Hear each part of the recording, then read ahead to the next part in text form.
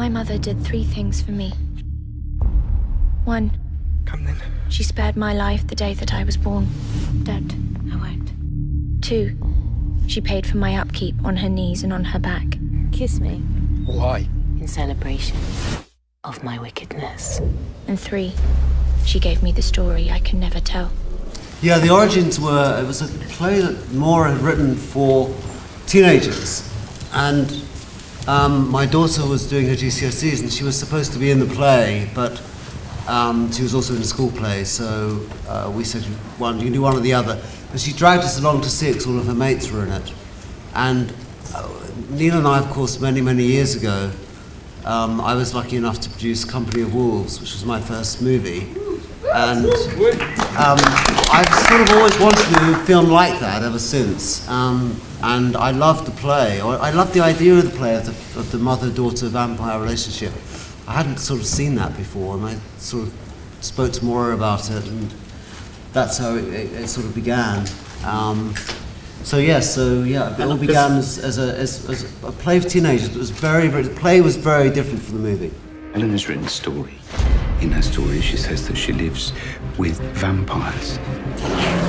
And you wanted to do it, why? Because I liked the script a lot, actually. You know, it was very strange reading.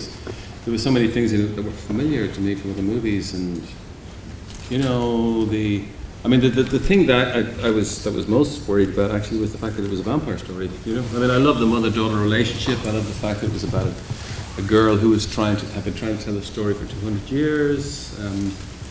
I love the weird, messed up, abandoned seaside town. You know, and but I was going, vampires, wait, you know, it's like there's so many of them, and it's like, you know, how can you do this stuff? But I met with Maura and we talked about it, and you know, she was a bit afraid of making it into a generic movie at the time, and I remember saying to her, you can't be afraid of the fact that this is a vampire film. You can't pretend this is not what they are, you know, and you know, let's just try and go for the, I don't mean make it a gross-out horror movie, but you know, make it part of the genre. These people kill people, and you know, there's blood there, and there is all this. Because in the first script, I think you read the first script, did you? Yeah. You weren't sure whether it was all in Eleanor's mind or not. It was very ambiguous, yeah, wasn't it? was quite ambiguous. And she came up with this concept basically that everybody who reads the story that Eleanor tells, because it's forbidden, they will be killed, yeah, which I thought that's a great structure for a movie, you know. My mother lives on human blood and has done for 2 centuries. Yeah, well, I have to say that I drew a lot on my own experience with my mum and my sister, because I have a kind of similar relationship with my mother. She's more like my sister, and I mother my sister. So I sort of had a mixture of both of those elements, and I very much was inspired by both those relationships with the Eleanor relationship. The protectiveness that I felt from my mum at the same time as that. There's one scene where I say, I know I won't get your respect. And I remember my mum saying that exact line to me once when I was looking disapprovingly at her. So I drew from, it kind of came naturally, even though it was a strange relationship, it came naturally to me because of my own experience. And Saoirse, from your point of view, I mean, and working with Gemma as well, getting that bond and that dynamic between you as like a mother and daughter. I think that just kind of came very naturally, you know. I mean, I was saying earlier, and I haven't really thought about it before, but I think that when 2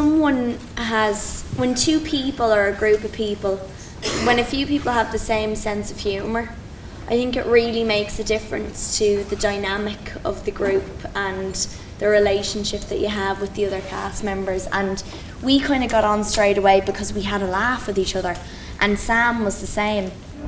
She is an aberration. We are a brotherhood. There are no women amongst us. We should not permit her to survive. Do we steal time? We buy it. with blood. And had you, Neil, ever considered returning to the genre after sort of like Interview with the Vampire before this, basically, is what you're asking? Well, after Interview with the Vampire, Warner Brothers asked me to write a script based on her next novel, The Vampire Lestat. And I wrote it, you know, and I had a blast doing that. It was wonderful, you know, but, you know, Tom Cruise never does sequels, and it would be difficult to get those two guys. Didn't he do like Mission Impossible? Yeah, but he owned that, didn't he? That's different, Did he? you know, yeah. You're right, yeah. He's done like 4 of those ones. I know, but he owns the whole thing. Right, okay. Do you understand what I mean? But anyway, he didn't want to do a sequel to this. He didn't want to put a character in. And so I had a blast doing that, but then I kind of forgot about it, you know. And then the whole Twilight thing happened, which was really strange, you know. I mean, Catherine Hardwicke is a good director, you know.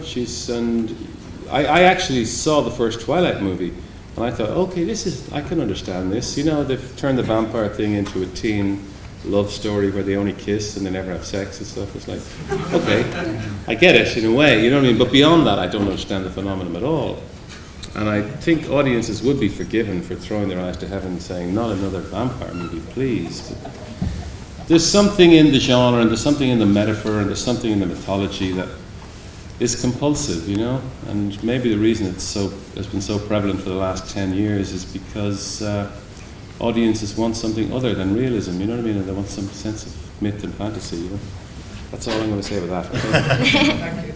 Okay. Thank you so much, guys. I'm so glad you liked it. The film opens on May the 10th. If you want to go and see it again, please go again. For the time being, thank you, Neil, Gemma, Saoirse, and Stephen. Thank you so much.